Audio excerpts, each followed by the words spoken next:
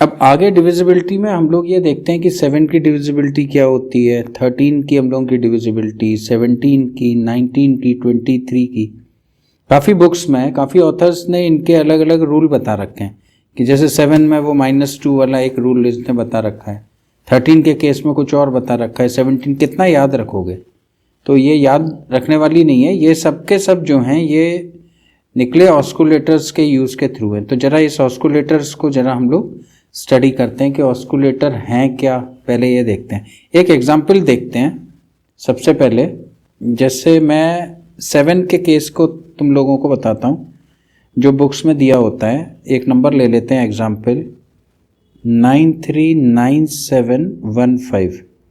अब उसमें वो ये कहता है कि -2 एक नंबर है और -2 के हिसाब से हम लोगों को ये यूनिट डिजिट में रिमेनिंग जो हम लोगों का है उस नंबर से हम लोगों को टेस्ट करना है। स्टेप नंबर 1 में हम लोगों को जो करना है वो ये है 971 माइनस का ये वाला जो नंबर है दिस नंबर इंटू दिस, तो माइनस का 2 इंटू 5 करना है।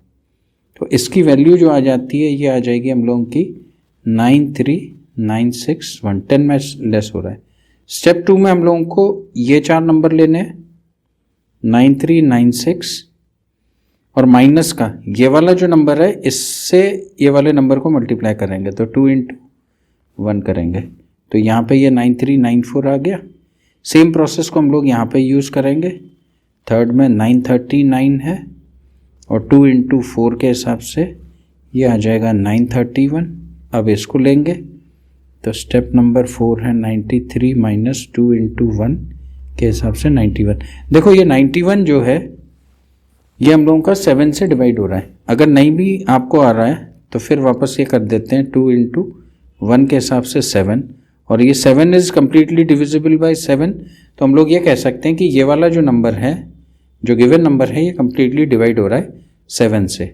अच्छा, ये दिया हुआ है बुक्स में, ठीक। एक नंबर और लेते हैं हम यहाँ पे, मैं यहाँ पे ये +5 लेता हूँ और +5 के हिसाब से कैलकुलेशन देखते हैं कि कैलकुलेशन क्या कहती है। सेम प्रोसेस हम लोग यहाँ पे करेंगे। तो स्टेप नंबर 93971 है। अब क्योंकि ये प्लस है तो 5 5 25 इसमें हम लोग ऐड कर देंगे, तो 5 इंटू 5 ऐड किया तो ये नंबर आ गया 93996।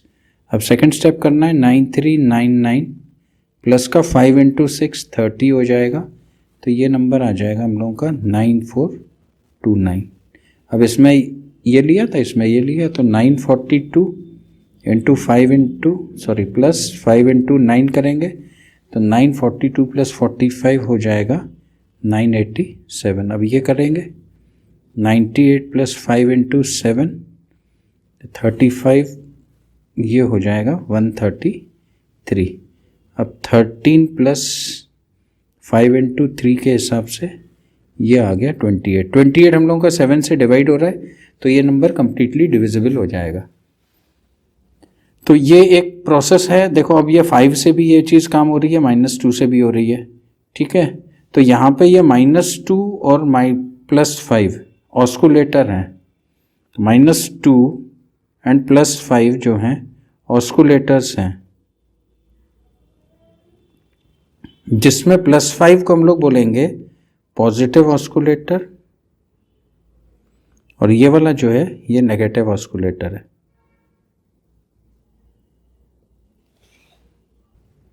अब आगे बढ़ते हैं। ऑस्कुलेटर्स एनी नंबर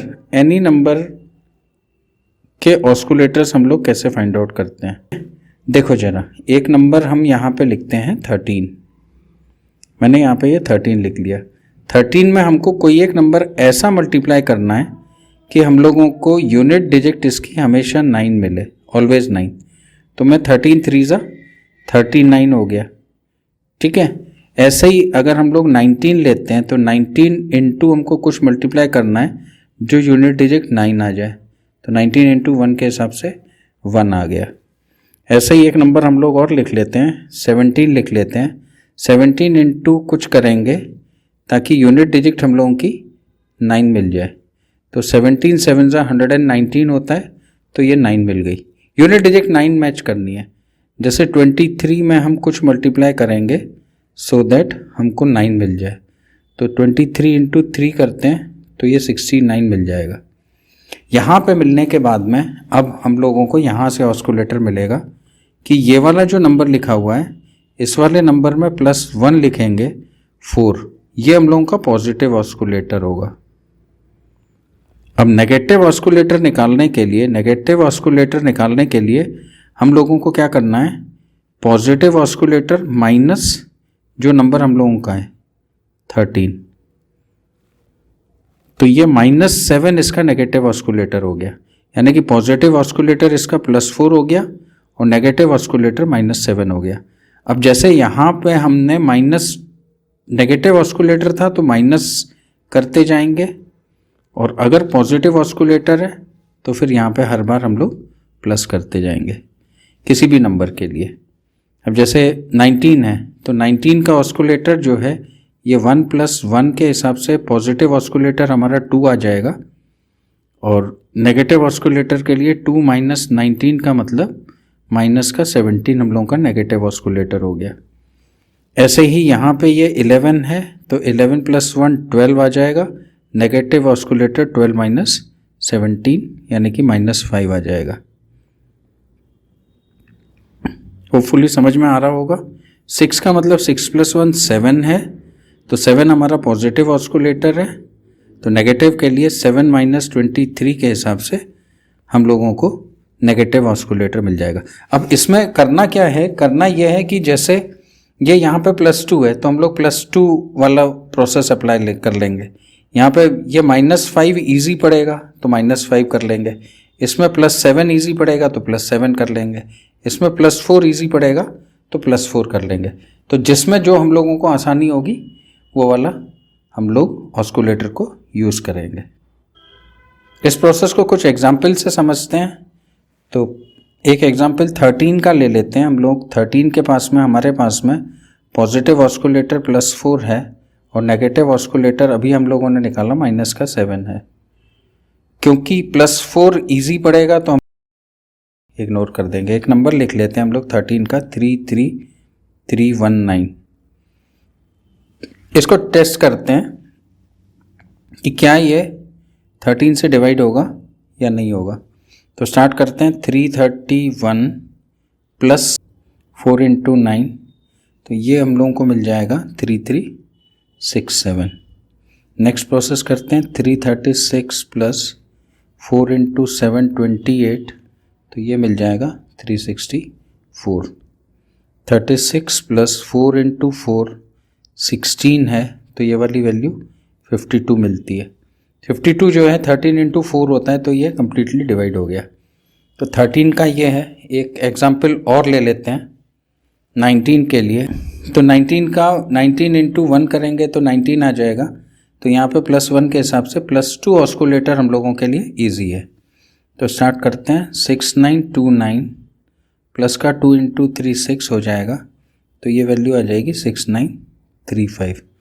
अब 693 प्लस का 2 × 5 करेंगे तो ये 10 आ जाएगा, तो ये वैल्यू हो गई 703।